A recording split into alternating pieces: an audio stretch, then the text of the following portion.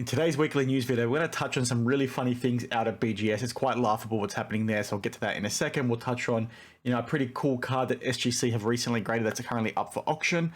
And then finally, we'll also touch on some big news out of Goldin and PSA. So let's get cracking. Now, the first thing I want to touch on, which I'm sure you've all probably seen now, and if you haven't, essentially what's happened is BGS have announced these new labels and new slabs. And as you can see, they don't look too flash, to be honest. Like, they've changed the slab quite significantly. Obviously, the labels changed quite a lot.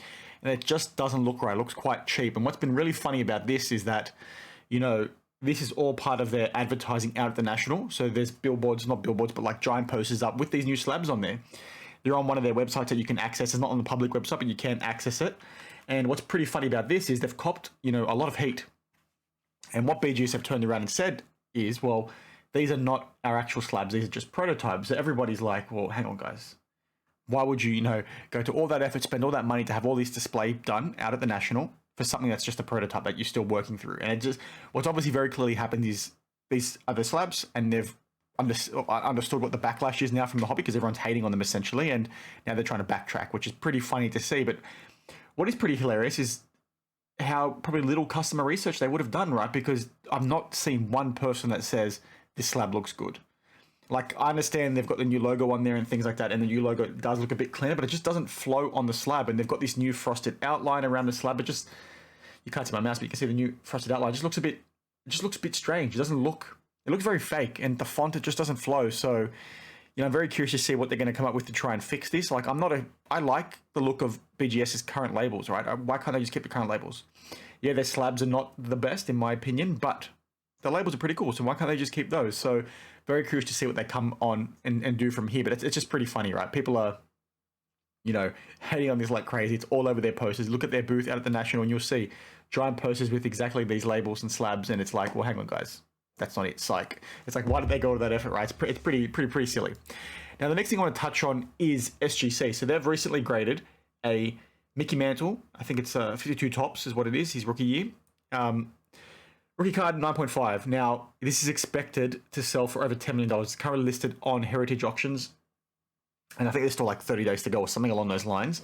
But everyone's essentially anticipating that this card will be the first to receive, a $10 million price point. And it's going to, I think the Wagner sold last year, I think it was for around 6 million or 7 million. So someone can correct me if I'm wrong, but this is anticipated to, go well above that. Now, we've seen similar things in the past with this triple logo man recently for LeBron, where it was very clearly hyped up in the media, right? Or Goldin was trying to push it and things like that. So that fell well below where it expected to be. But something like this is legitimately rare. There's not too many higher than this across both BGS, PSA, or SGC. So very curious to see how this looks. And it's crazy that you can have a card that old look this freaking fantastic, right? You don't even get cards looking this good straight out of Panini packs these days. So pretty cool to see. But what's really funny with this is, out at the National, PSA performed a reslab for someone.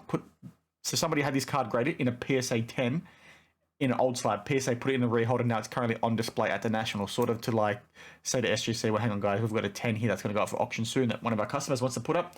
We're better than you. We're going to, whatever price your card gets for, we're going to sell ours for more now. So pretty funny the banter that's happening there between the grading companies. I just thought you guys, should be aware. Let me know your thoughts. Do you think this will actually sell for $10 million? I can see that because there's a lot of very high-end collectors that collect this sort of stuff and can see the value in this sort of thing. This is right up there with the likes of, Amazing Fantasy 15, which is the first appearance of Spider-Man, key comic books and things like that. This is a card that's sort of like nobody else in the world is going to have, right? And one thing with vintage is, the eye appeal is everything. So this card looks really, really good, and all the photos I've seen doesn't really have too many issues. Obviously, that's why it's got a 9.5, but you see some other cards that are graded in PSA slabs that might be higher than this, or in a PSA 9 as an example, and they don't look as good. Eye appeal is obviously everything for every card, but even more so for vintage cards, especially when you're looking at the front of the card, because that helps drive the price a lot higher than what it is. So it's very curious to see what this actually sells for. Now, the last thing I want to touch on is this awesome news out of Goldin and PSA. Now, this is something that's very similar to what PWCC and Beckett announced about a week ago. And if you don't recall what happened there, basically you can submit your cards to Beckett through PWCC. There's no upfront fees. PWCC, once the card comes back, it will get listed on their weekly auction. So the benefit to that was it was a lot cheaper and the turnaround time was a lot faster. So you'd get a card graded and then sold relatively quickly. The one downside with PWCC's offer, though, is that if the card did not sell on their weekly auction, they took the card off your hands and they're now owners, which is really dodgy, and I didn't like that. However, what's happening out of Goldin doesn't seem to be doing the same sort of thing, which is really, really good. So what basically, Goldin are doing the same thing with PSA. You send your card into Goldin, they get it graded with PSA for a cheaper fee, quicker turnaround time, and you then have the option to either have a card sent back to you or get it listed on their auction. Now, the good thing about the second point, getting it listed on their auction, is if you go down that path, you do not need to pay any fees until the card sells on their auction house, which is, I think, a really, really cool thing, especially if you're an individual, like an average Joe like me, that you happen to buy one box of cards, or you're in a group break and you hit a card that's worth, $10,000, $100,000, as an example. You get that card graded because you want to sell it to pay for something in your house, right? Feed your family, something along those lines. You're an average Joe, like when you get a card that big, you're going to sell it. So the benefit of what Goldin are doing here, right? If this card is worth 100 grand PSA and it gets a PSA 10, PSA is going to upcharge you. You, as an average Joe, cannot afford to pay for that upcharge. So what Goldin then do is, they say, okay, we're going to pay the upfront fees. You don't owe us any money back until your card sells. So if the card's worth 100 grand, you owe PSA 10 grand, you owe Goldin 5%, whatever their auction house fee is, you're then only going to get $80,000 back. But it's net to you, right? You don't have to do any of the work. They look after it all for you.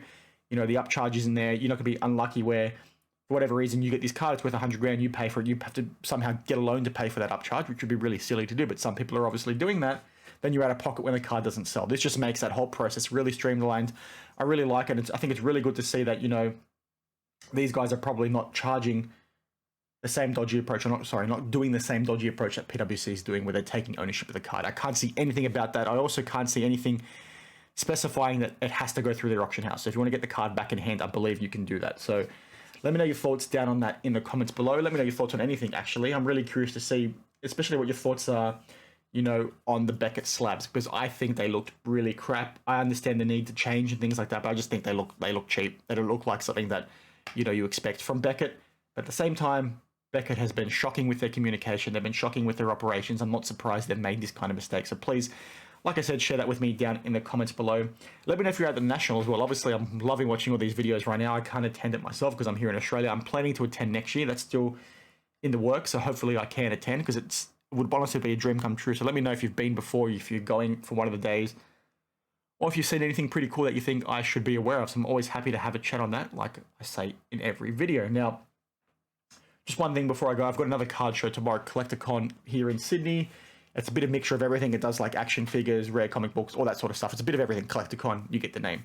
So I'm going to be there doing a vlog. I've got to tell you, I'm going to be selling some cards. If you haven't seen my Sydney Hobby Hangout vlog, please check that out. It's going to be something very similar to that, except, I've learned a few lessons from that first vlog, so I know how to make it a bit better for you all. So thanks for watching. Like I said, let me know your thoughts down in the comments below, and I'll see you in the next one. Cheers.